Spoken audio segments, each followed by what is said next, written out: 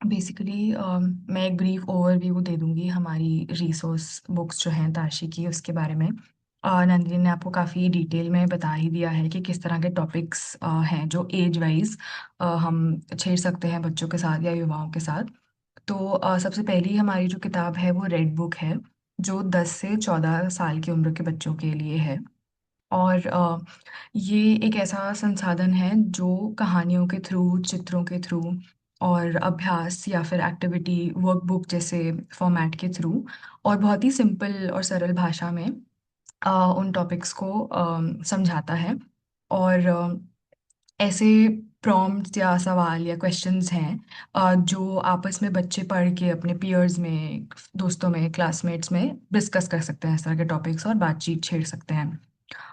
तो यही सिमिलर तरह के सवाल जो हमने अभी डिस्कस किए कि हमें इस एज में आते हैं, तो उसी तरह के सवाल भी इस किताब में है जो आप खुद पढ़ सकते हैं और फिर उसके अराउंड इंफॉर्मेशन और जानकारी पा सकते हैं। तो रेड बुक और ब्लू बुक दोनों जो है उनका फॉर्मेट सिमिलर है, और 10 से 14 साल के बच्चों के लिए रेड बुक है और जो ब्लू बुक है वो 15 साल के बच्चों के लिए और उससे ऊपर की उम्र के बच्चों के लिए है। अब आते हैं येलो बुक और ऑरेंज बुक पर। तो येलो बुक, ऑरेंज बुक और रेड और ब्लू में यही फ़र्क है कि रेड और ब्लू बुक बच्चों के लिए डायरेक्टली खुद के लिए पढ़ने के लिए है, और येलो बुक और ऑरेंज बुक जो है वो पेरेंट्स के लिए और शिक्षकों या ट्रेनर्स या एजुकेटर्स के लिए है। तो एक तरह से इनको हम गाइड बुक्स या मार्गदर्शी किताबें कह सकते हैं, जो बच्चों से शरीर, रिश्ते, सहमति और बड़े होने के बारे में बात करते हैं। आपका व्यवहार में जिस तरह से बदलाव आता है, या फिर बच्चे जब माँ बाप के पास या टीचर्स के पास सवाल लेकर आते हैं तो उनसे हम कैसे जूझें। तो ये दोनों भी वर्कबुक और fill in the blanks, questions, reflection, इन सब फॉर्मेट के अराउंड बेस्ड है। तो अब आते हैं हमारी सबसे रीसेंट रिसोर्स पे, जो चार किताबों के फॉर्म में हमने बनाई है। तो ये बच्चों के डायरेक्टली पढ़ने के लिए नहीं है, ये पेरेंट्स और शिक्षकों के लिए ही है। तो सबसे पहली वाली जो है बिल्डिंग फाउंडेशंस के नाम से। अम, और हाँ, एक और चीज़ मैं मिस कर गई। ये चारों किताबें जो मैंने अभी मेंशन करी, रेड, ब्लू, येलो और ऑरेंज, ये हिंदी और इंग्लिश दोनों में अवेलेबल हैं।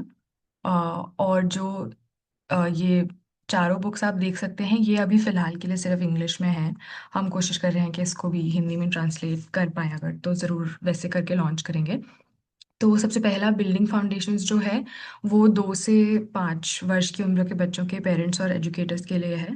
ग्रोइंग अवेयरनेस 6 से 10, नेविगेटिंग चेंजेस है 11 से 14, और आखिरी वाली एम्पावरिंग चॉइसेस है 15 से 18 वर्ष। तो इन सभी किताबों में, सभी रिसोर्स बुक्स में टॉपिक्स का जो डिफरेंशिएशन है वो बहुत गहरा नहीं है या बहुत ही अलग नहीं है। बस फ़र्क इतना है कि जो किताब जिस ऑडियंस को केटर कर रही है उस हिसाब से उस टॉपिक को प्रेजेंट किया गया है, लिखा गया है। जैसे अगर डायरेक्टली कोई बच्चा फॉर एग्जांपल पीरियड्स के बारे में सवाल पूछता है, तो अगर 2 से 5 वर्ष का कोई बच्चा है वो पूछेगा, तो हम उससे ये ज़िक्र करेंगे कि आपको पीरियड्स में क्या होगा, आपके प्राइवेट अंगों से खून आएगा या फिर आपको दर्द होगा और 3 से 4 दिन चलेगा, ये डिस्कस करेंगे। लेकिन अगर कोई 15 से 18 साल की उम्र के बीच में सपोज़ सवाल पूछता है, तो हम उनको ये बता सकते हैं कि पीरियड्स का साइंटिफिकली या बायोलॉजिकली क्या मतलब है, वो प्रेगनेंसी जैसी चीज़ों से किस तरह से जुड़ा हुआ है, और एक औरत के शरीर पे कैसा प्रभाव पड़ता है, रिश्तों में कैसा प्रभाव आता है जब आप शादी कर लेते हैं, और ऐसी चीज़ें। तो टॉपिक्स एक तरह से सेम रहते हैं, बस उनका जो कॉन्टेक्स्ट है वो बदलता रहता है। और अगर पेरेंट्स और शिक्षक हैं वो किस तरह से इन सवालों से डील कर सकें, तो उसको लेके कुछ गाइडलाइंस हैं, कुछ केस स्टडीज़ हैं। जैसे एग्जांपल्स दिए हुए हैं कि अगर क्लास में आप कोई टॉपिक पढ़ा रहे हैं बायोलॉजी से रिलेटेड, तो बच्चों के अक्सर सवाल आते हैं, तो कभी कभी पूरी भरी क्लास के सामने टीचर को शायद ऑकवर्ड फील होता है या समझ नहीं आता कि उस मोमेंट में हम कैसे एड्रेस करें, या सही जानकारी नहीं है तो वो समझ नहीं पाते कि कैसे जवाब दें। तो इन बुक्स में उस तरह के गाइडिंग प्रिंसिपल्स दिए गए हैं। तो कुछ सुझाव और उपकरण बहुत बेसिक हैं जो हमारी सारी रिसोर्स बुक्स पे अप्लाई होते हैं।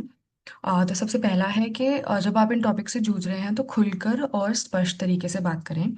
क्योंकि अक्सर ऐसा होता है कि बहुत भारी या इंटेंस फील होता है इस तरह के टॉपिक्स को छेड़ना, क्योंकि ज़्यादातर जैसे अभी हम सब ने वो एक्टिविटी के टाइम पे डिस्कस किया, सबके निजी ज़िंदगी से एक्सपीरियंसेस होते हैं।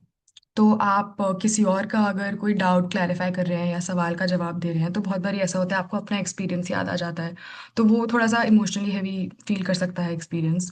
तो आप मेक श्योर करें कि आप कंफर्टेबल हों बात करने में और बहुत ही क्लियर लैंग्वेज में बात करें। जिस टॉपिक के बारे में बात कर रहे हैं उसको डायरेक्टली बोलें, कोई मेटाफोरिकल तरीके से उसको ना करें। जैसे अक्सर मैं बार बार पीरियड्स का एग्जांपल दे रही हूँ, सबसे पहले वही आ रहा है क्योंकि मेरे दिमाग में अ, जैसे बोलते हैं ना कि उन दिनों के बारे में बात नहीं करनी चाहिए, तो उन दिन ना बोलकर उसको सीधा सीधा पीरियड्स बोलें, क्योंकि लोगों के दिमाग में अलग अलग तरीके से बैठ जाती हैं क्योंकि चीज़ें, खासकर बच्चों के दिमाग में।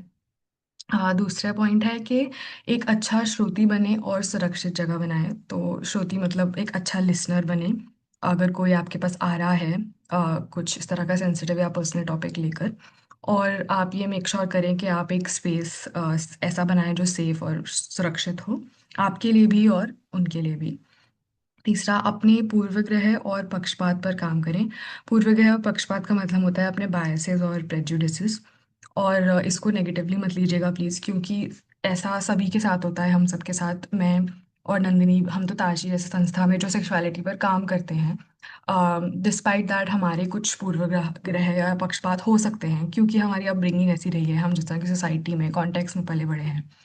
तो ज़रूरी ये है कि हम जब बात कर रहे हैं और अगर हम ऐसा फील होता है कि हमारा कोई बायस है, प्रेजुडिस अपने आप या बाय डिफ़ॉल्ट उभर कर आ रहा है, तो हम उसको वहीं रोकें और उस पे थोड़ा सोचें, रिफ्लेक्ट करें और उसको फिर मिटाने की कोशिश करें। फिर आते हैं, यदि आवश्यक हो तो अभ्यास और पूर्वाभ्यास करें।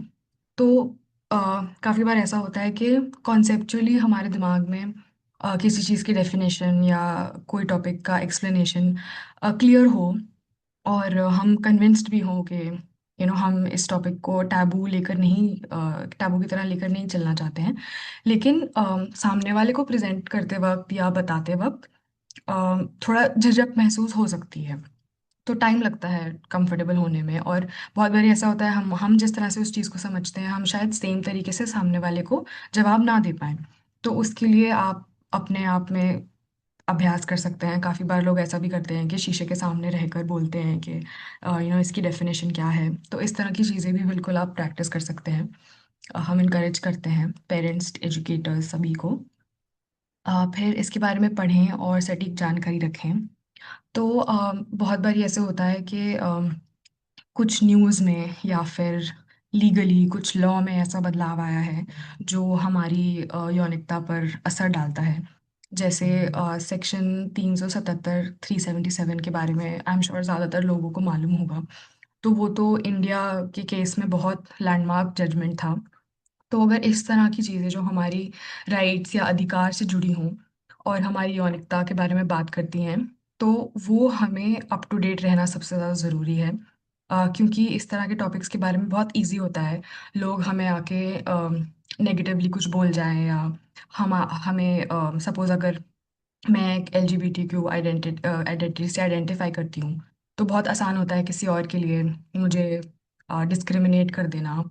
तो उस तरह की चीज़ें ना हो।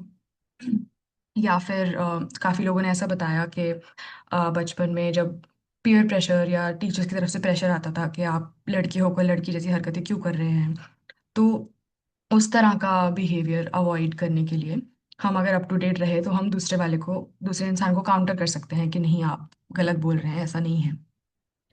बातचीत एक बार होने वाली घटना नहीं है, ये एक प्रक्रिया है। प्रक्रिया यानी प्रोसेस है। तो अगर सेक्सुअलिटी से या यौनिकता से रिलेटेड कोई भी सवाल पर आप बातचीत शुरू कर रहे हैं, कोई बच्चा अगर सपोज लाइब्रेरी में आता है, बुक इशू करता है और पॉइंट करता है कि इस बुक में ऐसा चित्र क्यों है, अ, या फिर ये बुक ऐसा क्यों कह रही है, तो ज़रूरी नहीं है कि आप एक बार ही उनसे इंटरेक्ट करें और वो सवाल का जवाब उनका दूर हो जाए। हो सकता है वो बार बार ही आपके पास आए। तो आप उसके लिए तैयार रहें कि थोड़ा पेशेंस की ज़रूरत रहेगी और बार-बार ही सेम चीज़ रिपीट करने की भी शायद ज़रूरत पड़े कभी-कभी। क्योंकि कन्विंस करना थोड़ा मुश्किल ही होता है पेरेंट्स को भी और बच्चों को भी। यौनिकता की पुष्टि करने वाले नज़रिए को ध्यान में रखें। जैसा नंदिनी ने भी पहले कहा था सीसा स्पेस के बारे में, कि सेक्सुअलिटी अफर्मिंग लेंस रखें। और आखिरी में सहमति और गोपनीयता बनाए रखें। सहमति और गोपनीयता यानी कंसेंट और प्राइवेसी। और कंसेंट दोनों तरफ से ज़रूरी है कि आपकी भी सहमति होनी चाहिए कि आप बात करना चाहते हैं और सामने वाला शेयर करना चाहता है कुछ, उसकी भी सहमति होनी चाहिए। और क्योंकि बहुत सेंसिटिव और निजी मामले होते हैं, तो अगर हम प्राइवेसी का रिस्पेक्ट करें, कॉन्फिडेंशियलिटी मेंटेन करें, तो वो अच्छा रहता है। ये कुछ सुझाव और उपकरण हैं। और आखिरी में कुछ ऐसे संसाधन या रिसोर्सेज हैं जो हम शेयर करना चाहते हैं, जैसे सीएससी पे एक और वीडियो है जो तारशी ने बनाई है कि सीएससी क्यों मैटर करता है वो। और यौनिकता से जुड़ी, यौनिकता शिक्षा से जुड़ी कुछ और किताबें और रिसोर्सेज और रिसर्च पेपर्स वगैरह हैं तारशी ने जो बनाए हैं 30 सालों में।